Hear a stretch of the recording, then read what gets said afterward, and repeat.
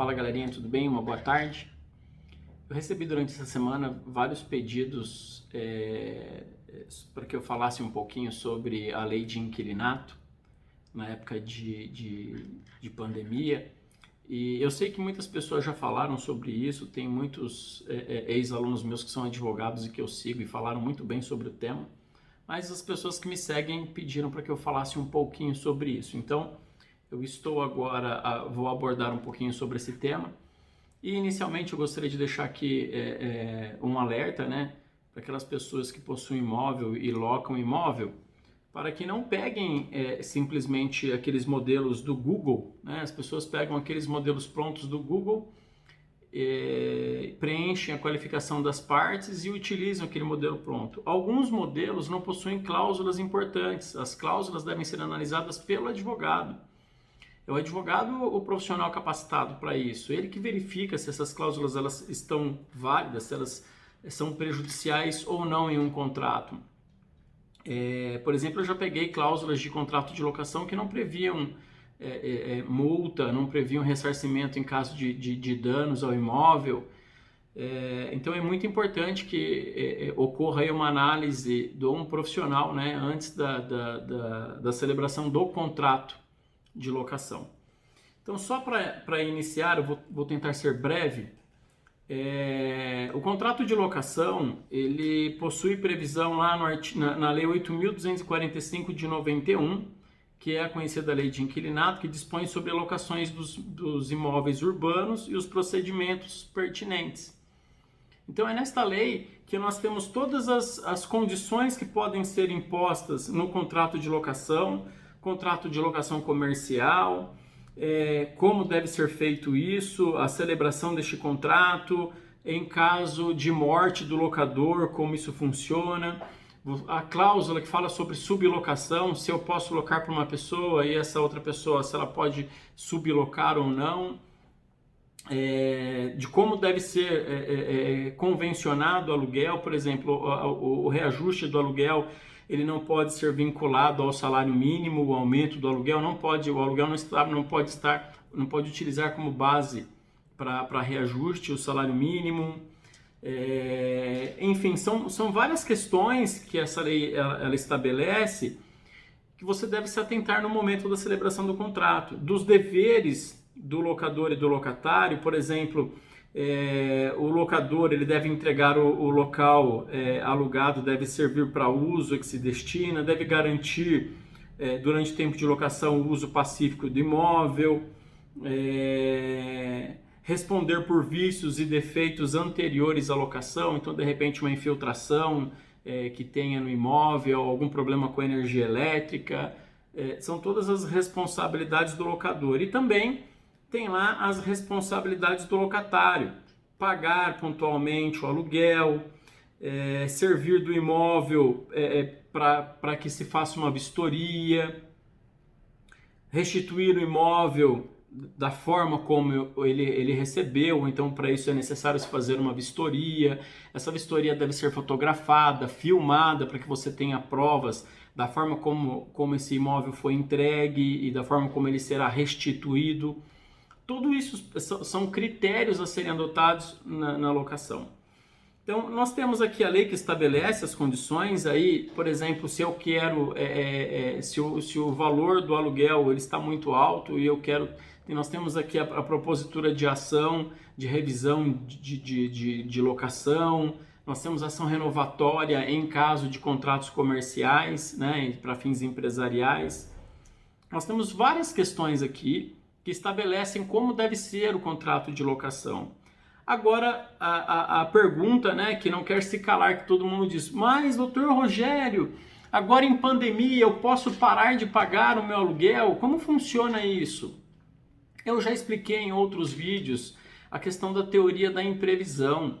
A teoria da imprevisão é aquela em que estabelece-se que a pessoa, quando celebra um contrato, ela não prevê as condições futuras, ela não pode ser punida por isso. E aí me acontece algo completamente imprevisível, como foi a questão da pandemia, e essa questão da pandemia ninguém previa essa situação, e acabou tendo que arcar com prejuízos. Por exemplo, a pessoa perdeu o emprego, o faturamento da empresa diminuiu, enfim.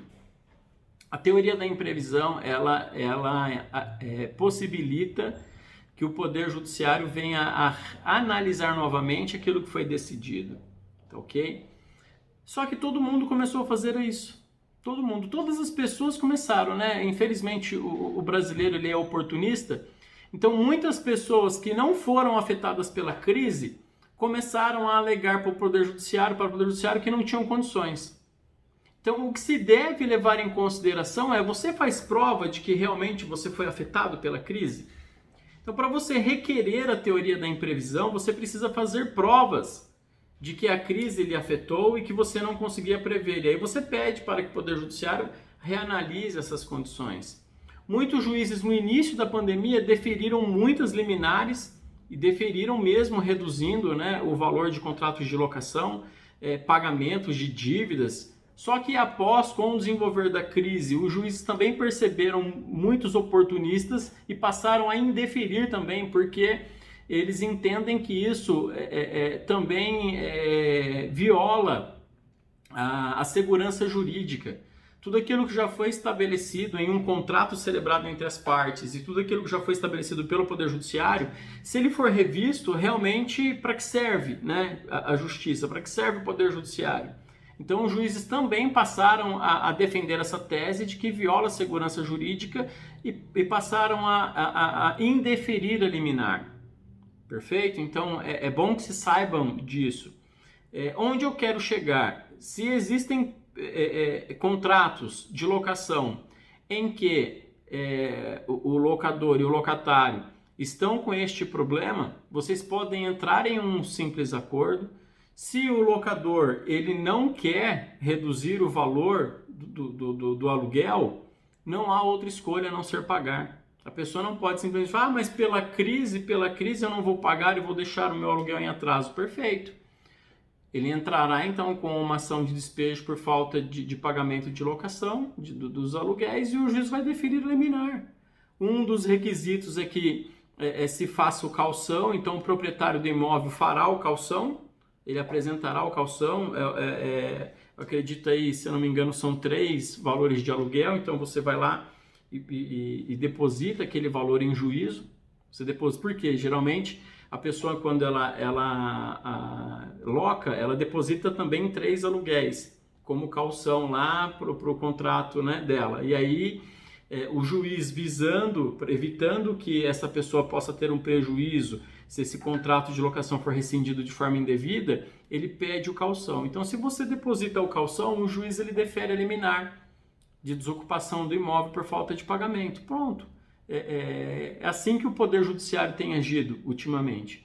Agora, o que as pessoas devem ter em mente é: se você tem um contrato celebrado, arque com as consequências do seu contrato e busque, né, pagar as contas corretamente. Agora, se realmente você tem uma situação imprevisível, devidamente comprovada, e quer tentar negociar, já porque você tentou pessoalmente com o proprietário do imóvel e ele não quis, você pode sim buscar o Poder Judiciário e discutir isso e deixar que o juiz aprecie a sua condição e a condição do locador.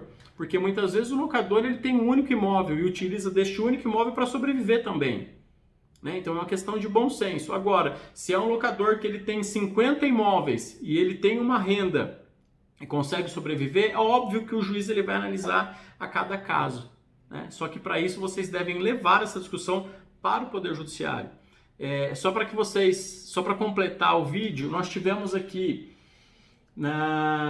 em junho de 2020, que foram muitas leis publicadas, né, durante esse período de pandemia. Nós tivemos a Lei 14.010. Leiam depois com atenção. A Lei 14.010, ela fez várias alterações, né, na questão da pandemia. Por exemplo, ela alterou lá as pessoas jurídicas, as empresas, a questão da assembleia, que pode ser online. Ela alterou a relação de consumo, a entrega delivery. Quando você compra um produto fora da loja, você pode devolver até 7 dias. Então, nós estamos com essa lei em vigência que não se aplica o artigo 49 do Código de Defesa do Consumidor, ou seja, você não pode devolver o produto se você comprou agora por delivery, né? Então, se você compra o alimento, compra algum produto, medicamento, você não pode devolver alegando este artigo do Código de Defesa do Consumidor, ele está suspenso temporariamente. Na locação de imóveis também teve lá o artigo 9º desta lei, foi vedado pelo presidente. O presidente, ele vetou, né? Foi vetado. O presidente vetou porque previa essa condição. O projeto de lei veio para o presidente, ele vetou porque previa a condição da suspensão de pagamentos de aluguéis. Isso acarreta um prejuízo imenso para o locador. Então, houve a supressão deste artigo, então não tem esse artigo. E a única questão que envolve aqui é para questões de uso capião. Tem aqui, posteriormente, para uso capião também, que se suspende o prazo para aquisição, né? Para a configuração do uso capião. Aí fala também sobre condomínios, a assembleia condominial pode ser online, enfim. Ele vem abordando vários pontos em todas as áreas do direito, então, das relações entre as pessoas. Então, dê uma olhadinha depois com calma nesta lei, que é muito interessante. Agora, quanto ao contrato de locação, permanece sempre o bom senso, né? O bom senso. Infelizmente, muitos brasileiros têm aquela mania, né? Tem aquele jeitinho, né? E aproveitam qualquer oportunidade ou para não pagar ou para obter lucro de forma indevida. O que vale sempre e o que reina sempre é o caráter, né? Então vamos prezar pelo nosso caráter. Se deve, paga. Um abraço, uma boa noite.